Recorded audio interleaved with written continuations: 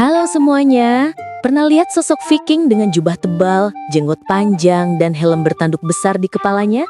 Yap, itu adalah gambaran klasik yang sering banget kita lihat di film, kartun, dan game.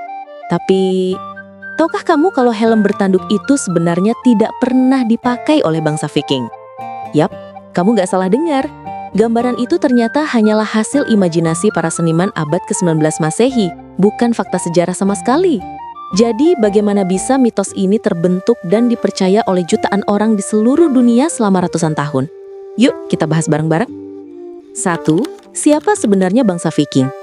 Bangsa Viking berasal dari wilayah Skandinavia, yaitu Norwegia, Swedia, dan Denmark, sekitar akhir abad ke-8 sampai awal abad ke-11 Masehi. Mereka dikenal sebagai pelaut dan penjelajah paling tangguh di zamannya. Bayangin aja, mereka berlayar menggunakan kapal panjang yang disebut longship, bisa menembus lautan, sungai, bahkan es untuk berdagang, menjelajah, atau menaklukkan wilayah baru. Viking sering disebut sebagai bangsa penjara brutal yang datang menghancurkan desa-desa di Eropa. Tapi faktanya, mereka juga pedagang, pembangun, dan penjelajah dunia awal.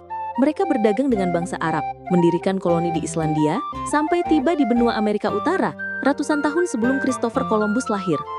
Namun, dari semua kisah hebat itu, citra Viking yang paling dikenal justru helm bertanduk. Sayangnya, itu hanyalah fantasi. 2. Helm Viking asli, fungsional, bukan fantasi. Kalau kamu membayangkan helm Viking dengan dua tanduk melengkung di kiri dan kanan, siap-siap kecewa. Karena dalam sejarah nyata, helm semacam itu tidak pernah ada. Helm-helm asli Viking yang ditemukan para arkeolog justru sangat sederhana. Biasanya terbuat dari besi atau perunggu, bentuknya bulat atau sedikit kerucut, dengan pelindung hidung di bagian depan, disebut nasal guard. Desainnya benar-benar dibuat untuk fungsi perlindungan, bukan gaya. Contoh paling terkenal adalah helm Geirmanbu yang ditemukan di Norwegia tahun 1943. Helm ini adalah satu-satunya helm Viking utuh yang pernah ditemukan hingga saat ini. Bentuknya polos, kuat, dan praktis, tanpa tanduk, tanpa hiasan berlebihan. Kita juga tahu bahwa besi dulu sangat mahal dan sulit didapat. Jadi hanya prajurit kaya atau pemimpin perang yang mampu memiliki helm besi. Sebagian besar prajurit Viking biasa malah hanya memakai topi kulit tebal atau tidak memakai pelindung kepala sama sekali. Dengan kata lain, helm Viking itu sederhana tapi efektif. Gak ada yang bertanduk, gak ada yang berkilau mewah. Mereka lebih fokus pada fungsi ketimbang penampilan. 3. Dari mana asal mitos helm bertanduk? Pertanyaan besar pun muncul. Kalau Viking gak pernah pakai helm bertanduk, siapa yang memunculkan ide itu? Jawabannya, seniman dan perancang kostum abad ke-19. Pada masa itu, Eropa sedang kegila-gilaan dengan kisah-kisah mitologi Nordik, kisah dewa, raksasa, dan pejuang dari dunia Skandinavia. Banyak seniman berusaha menghidupkan kembali semangat pahlawan utara lewat lukisan, patung, hingga pertunjukan teater. Nah, salah satu karya yang paling berpengaruh adalah opera legendaris The Ring of the Nibelungen karya Richard Wagner yang pertama kali dipentaskan pada tahun 1876 di Jerman. Kostum para pemainnya didesain dengan sangat megah. Jubah panjang, perisai besar, dan ya, helm bertanduk. Kenapa diberi tanduk? Bukan karena itu fakta sejarah, tapi karena terlihat lebih dramatis dan gagah di atas panggung. Bayangin aja, di teater besar dengan cahaya lilin dan orkestra megah, sosok prajurit bertanduk tentu terlihat luar biasa keren. Dan disitulah segalanya berubah. Sejak saat itu, helm bertanduk jadi melekat pada citra Viking. Lukisan, buku sejarah populer, dan bahkan pameran museum mulai menggambarkan mereka seperti itu. Sebuah kesalahan kecil di panggung opera akhirnya menjadi mitos besar yang dipercaya seluruh dunia. 4. Akar mitos. Kesalahan arkeologi zaman dulu. Tapi tunggu dulu. Wagner mungkin memperkuat mitos itu, tapi akar ceritanya ternyata bisa ditelusuri lebih jauh ke masa sebelumnya. Pada awal abad ke-19, para arkeolog di Denmark menemukan beberapa helm kuno dari zaman perunggu sekitar tahun 1000 sebelum Masehi. Salah satunya adalah helm Vixo, yang memang punya dua tanduk panjang di sisinya. Namun, helm ini tidak berasal dari era Viking. Ia dibuat lebih dari 2000 tahun sebelum bangsa Viking muncul. Dan fungsinya juga bukan untuk perang, melainkan untuk ritual keagamaan. Para sejarawan percaya, helm bertanduk itu dipakai oleh pendeta atau dukun dalam upacara pemujaan, mungkin untuk meniru bentuk hewan sakral seperti banteng atau resa.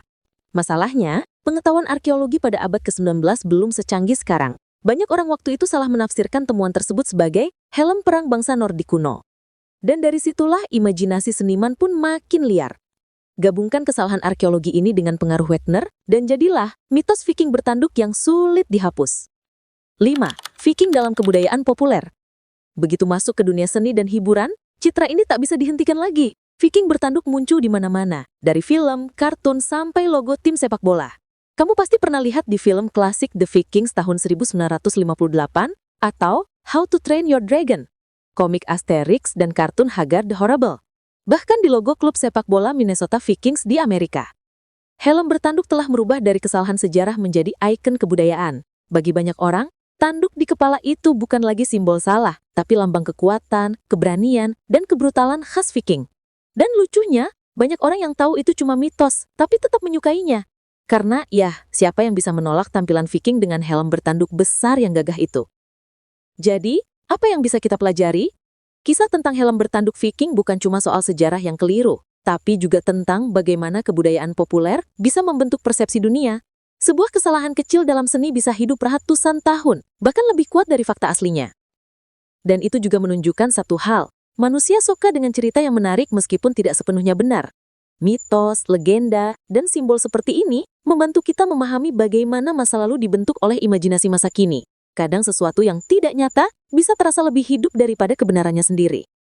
Jadi kalau lain kali kamu melihat gambar Viking dengan helm bertanduk besar, entah di film, logo, atau kostum pesta, ingatlah, itu bukan prajurit kejarah, tapi hasil kreativitas manusia dari ratusan tahun kemudian.